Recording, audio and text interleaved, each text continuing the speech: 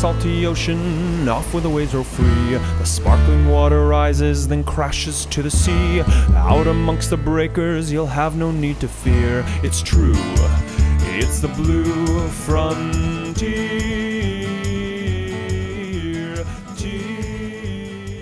Welcome to the latest episode of Rising Tide, the Ocean Podcast. This is David Helberg, and my co-host is Vicki Nichols-Goldstein. Hey, everyone. Today, we're happy to be talking with Kathi George, Director of Cetacean Conservation Biology at the Marine Mammal Center in Northern California, the largest marine mammal hospital in the world.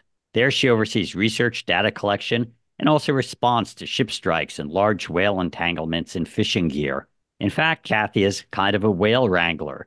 She's been involved in 6 at-sea whale disentanglements and over 50 sea lion disentanglements, a dangerous rescue process that has seen death and injury to some of the people involved. As a past co-founder of California Whale Rescue, Kathy's also helped develop some of the standard practices, gear, and communications equipment now used around the world in whale rescue efforts. So amazing work. But before we get into that, Kathi, just tell us how you first connected personally with the ocean. Yeah, thank you, David and Vicki. It is my pleasure to be here. I actually grew up in the Midwest in the state of Indiana, and my parents were both teachers, but every year we went down to Florida for spring break, and I got to step into the Gulf of Mexico, and I fell in love with the ocean. Fast forward to my college graduation, I moved out to California. I started my work in high tech. Actually, I have a degree in industrial engineering. So I've done a big career shift to move to the whale side. But when I was contracting and not really enjoying my job, I went on a dive trip. And on that particular dive trip, I just knew that I wanted my future to be in ocean conservation. So I came back to California and did everything I could to start that movement and get that momentum to make ocean conservation my career. So big moment in your life. Where was the dive trip to, and what'd you see? Yeah, that trip was to the Florida Keys, and I remember seeing nurse sharks and so many schools of fish and coral. And after having done my training in Monterey and not having to wear a 7mm suit, I think that was all that it took on that particular trip. But I've had the fortune to dive in some pretty fabulous locations all over the world. Yeah, Monterey, it's very cold compared to Florida. And I'm hoping that when you had that experience, it was when the Florida Keys and all the corals were flourishing. Yes, they were much healthier back then. And so you came back to California, you're in the tech sector, but you want to shift. How'd that shift take place? Yeah, so I was talking to my coworkers and they recommended I start volunteering at the Marine Mammal Center. Lo and behold, another full circle there in my life. But I started volunteering and I really fell in love with the work. I was intrigued by the people I met. I loved constantly learning, and I joined all the teams that I could join to learn as much as I can. And I had joined their whale disentanglement team. They had one at the time, and the instructor asked me if I had ever even seen a whale. And I had to be honest, and I said no. And he said, you need to come up to Alaska and spend some time with us up there. So I started spending summers up there, going up there, helping out with humpback whale feeding ecology projects and learning as much as I could about whales and their natural environment to help inform me when it came time to a response here in the California area. And so tell us a little about that. What was the Marine Mammal Center doing, and what does it do, just because people don't know? And what was your first whale experiences up in Alaska like? Okay. Yeah, so the Marine Mammal Center is the largest veterinary hospital in the world for marine mammals. We primarily rescue pinnipeds or seals and sea lions from beaches and bring them to our hospital in Sausalito, treat them, and release them when they're healthy. We have a great international veterinary training program where we bring in vets from all over the world to help build capacities in locations where there may not be a marine mammal center. Occasionally, we get a cetacean, which is a dolphin, a porpoise, or a whale on site. So we respond to those, but typically those animals are really sick when they come on site. We started to get more reports about entangled whales off of our shore. So the Marine Mammal Center at one time had a whale disentanglement team with whale entanglement response is regulated by NOAA. There is a special permit that you need to be on in order to be out on a boat conducting a response.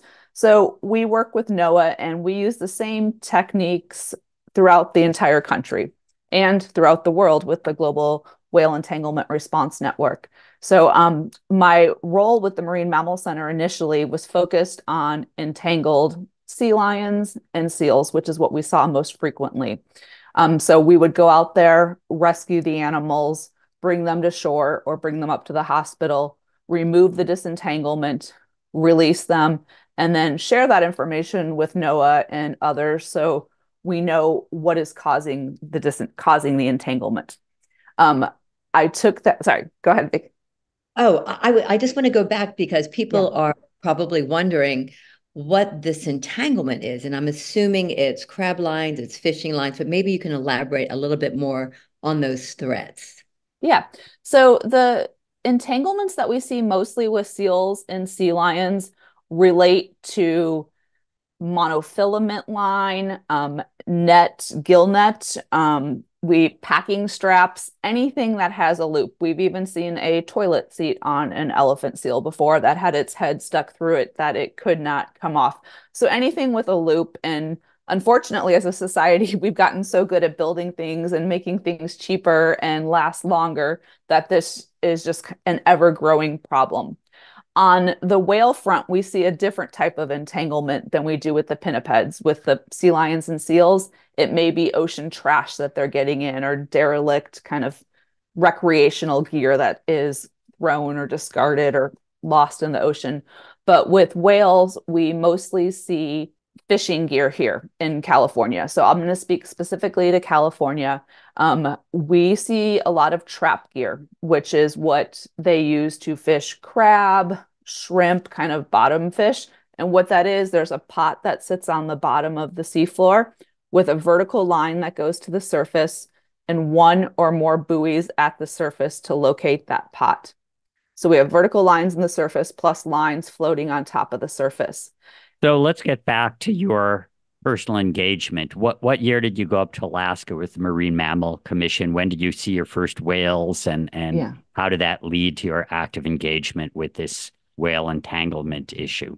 It was probably around 2004 that I went up to Alaska to gain my experience with humpback whales in the wild.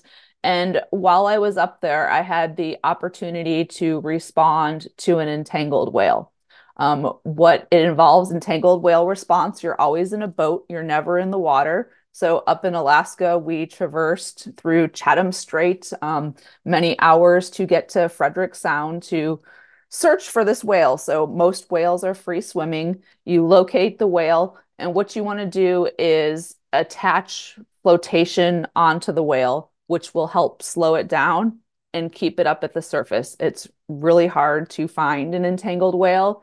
Even experienced observers, we can easily lose a whale in seas or if other whales come into the area.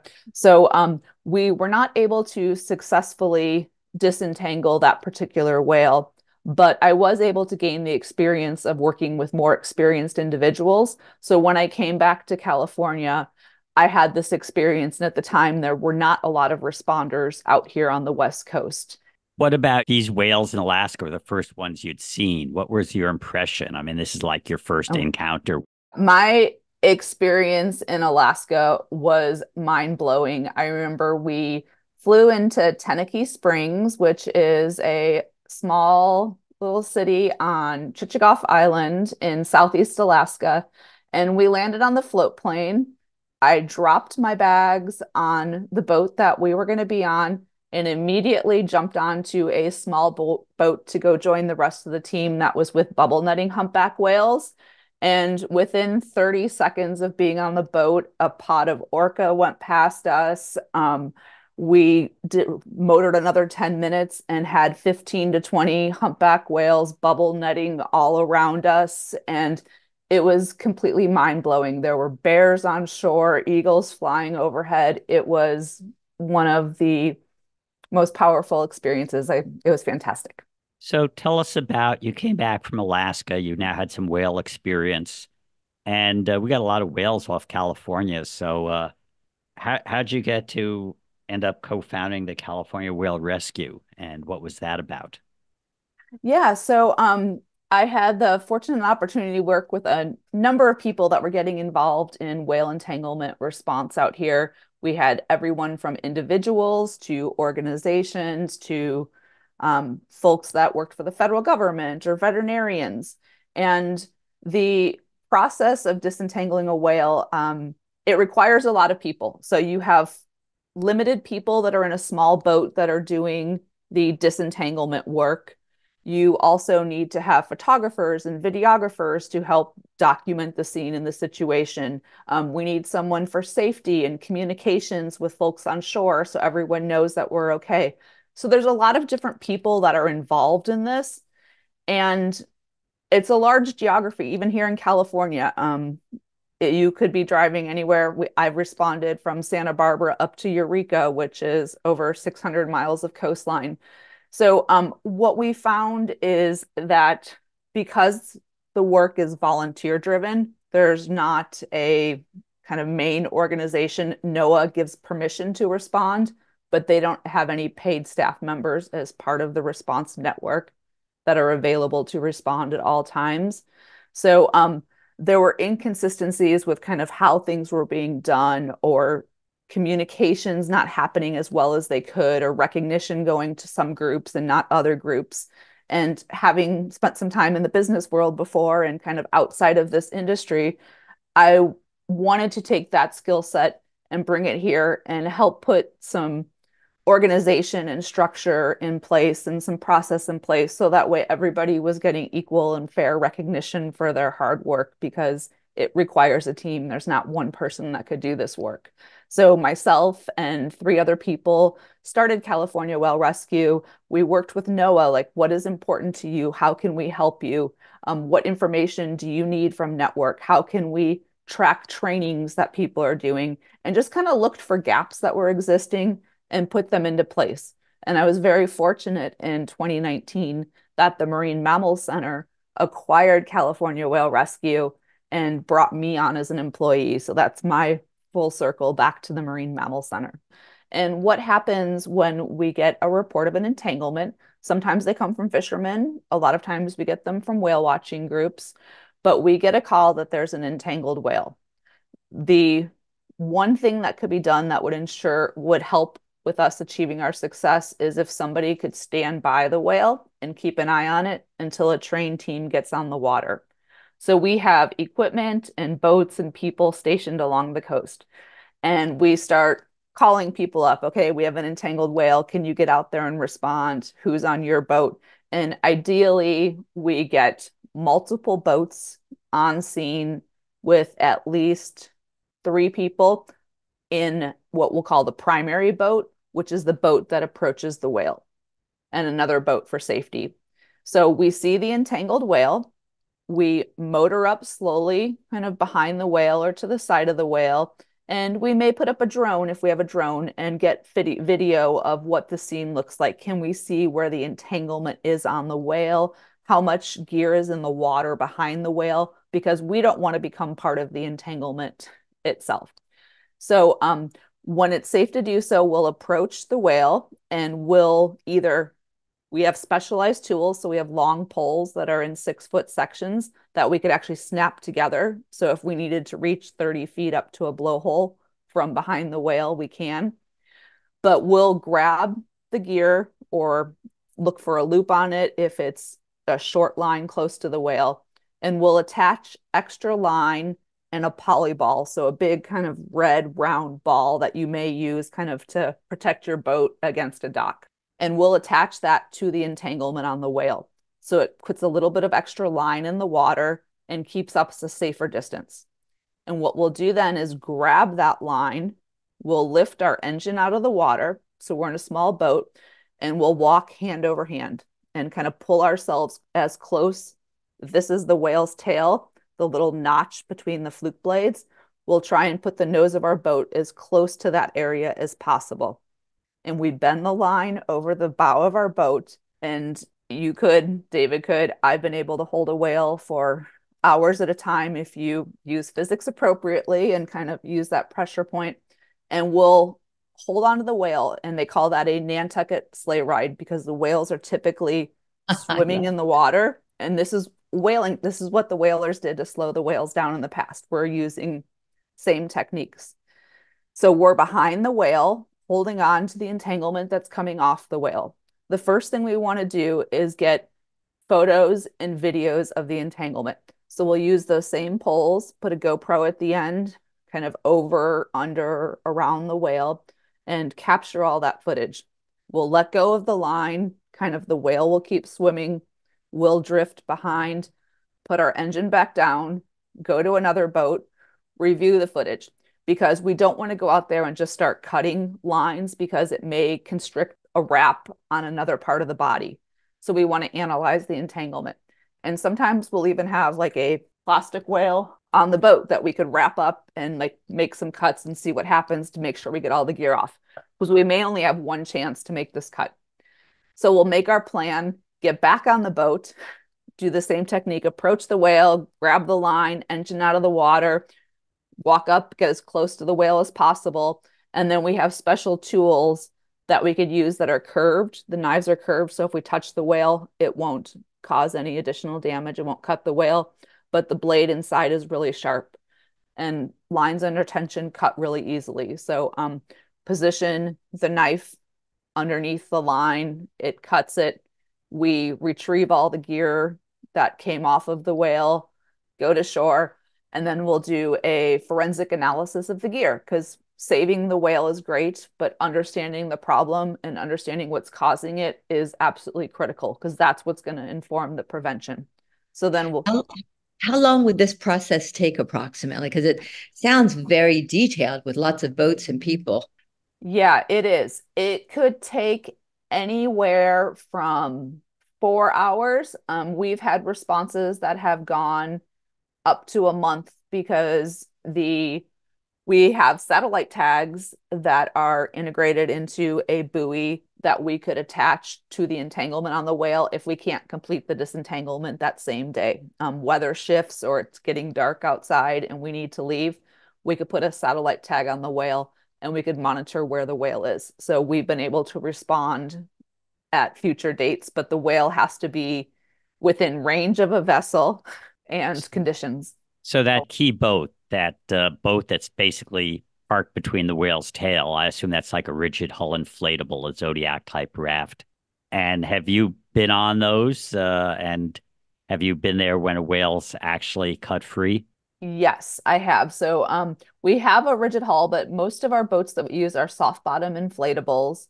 And I have been on there multiple times when we freed a whale, and it is an absolutely incredible feeling.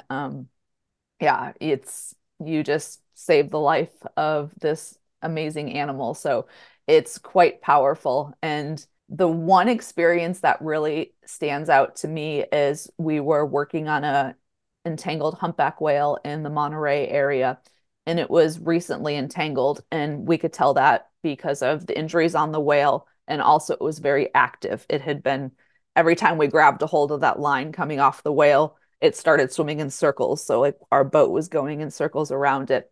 And I remember being in that point position on that boat and holding that line and it being really hard to hold that line. And all of a sudden the line went slack. And I knew that what that meant was the whale was directly underneath us.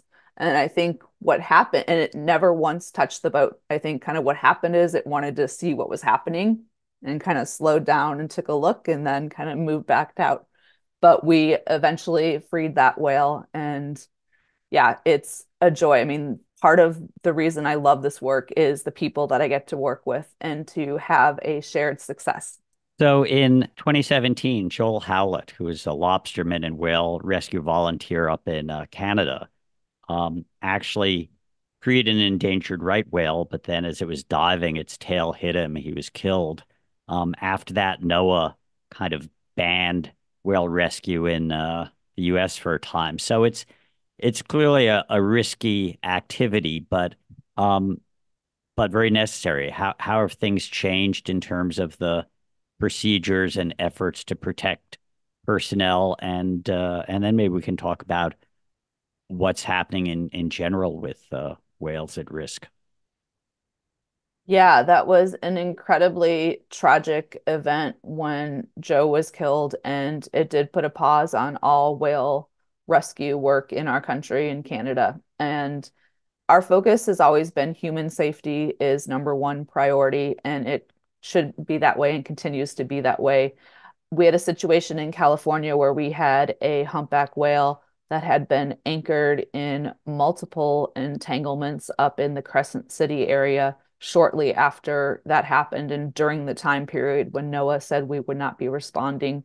Um, I did not go out on that particular rescue, but some of our team members did, and they had to go through extra training in order to participate in that. There's communication with shore support and with NOAA regularly. So things that have changed since that time frame is we have more training requirements from a responder perspective.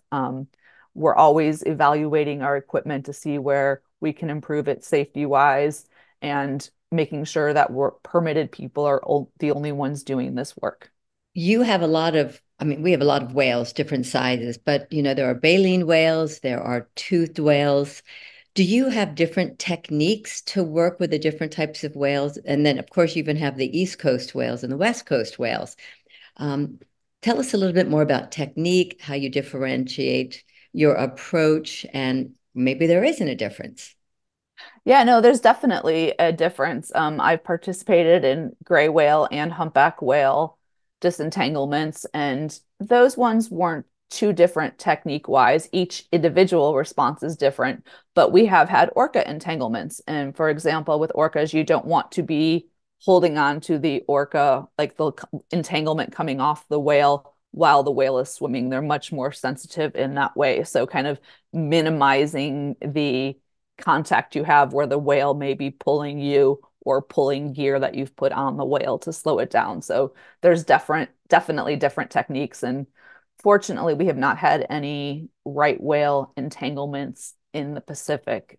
Those whales are exceptionally difficult to work with and require advanced permission to do that work. Yeah, well, they're so endangered, the right whales, whether or not the East Coast or the West Coast. So yeah, it seems very complex. But I wanted to pop in because David wanted to talk a little bit about some of the bigger problems that we're having with whales. And we're imagining, entanglements and strikes, but take us a kind of a higher level to talk about threats to whales in general.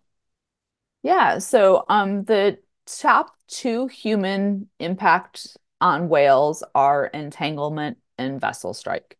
And vessel strike is another area that I'm currently working on right now.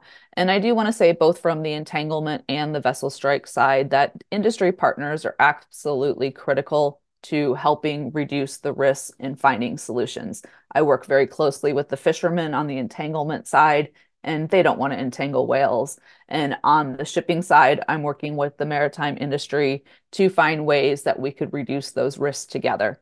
So those are the top two threats that are caused by humans on large whales.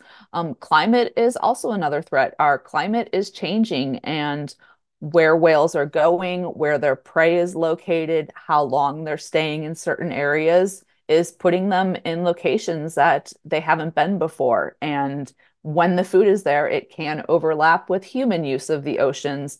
And this co-occurrence of humans and whales in the same area increases the risk and leads to more of those human-caused impacts.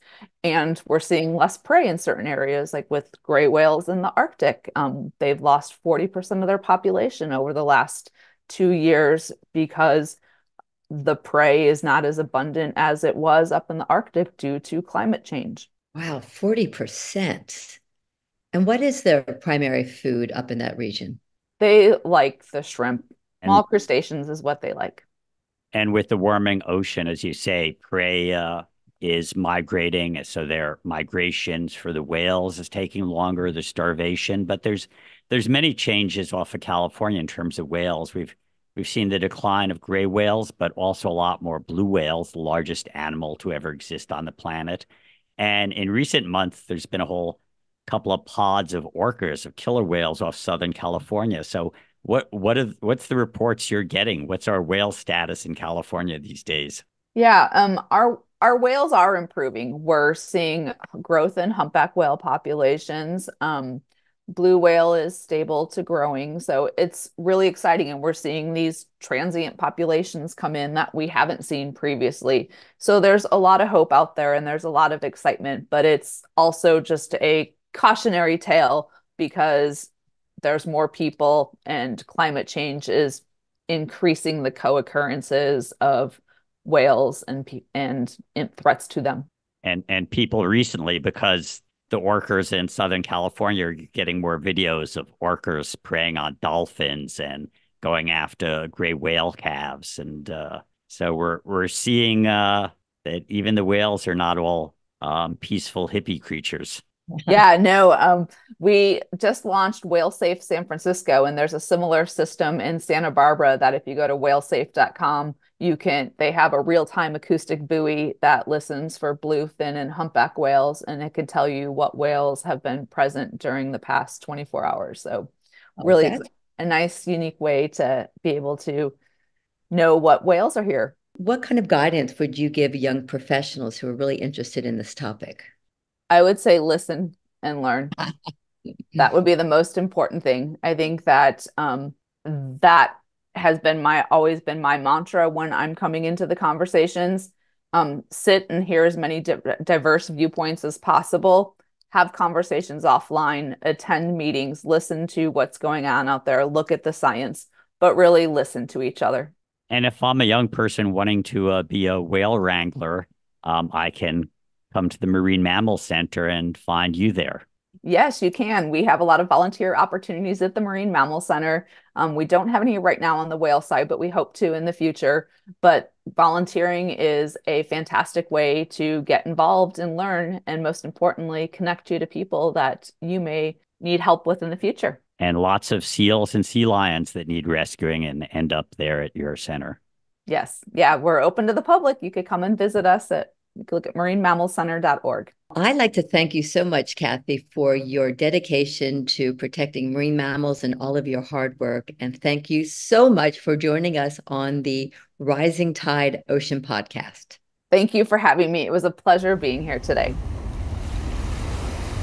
Rising Tide is a production of Blue Frontier, co-hosted by David Helberg and myself, Vicki Nichols-Goldstein, with support from Natasha Benjamin and Ellie Kurla. Rising Tide's editing services and technical support is provided by Studio Cape May. The theme song is written and performed by Ethan Kenbard. You can find Rising Tide, the Ocean Podcast, at bluefront.org or download it from Apple, Google, Spotify, or wherever you get your favorite podcasts. Off in the salty ocean, off where the waves roll free. The sparkling water rises, then crashes to the sea. Out amongst the breakers, you'll have no need to fear. It's true, it's the blue frontier.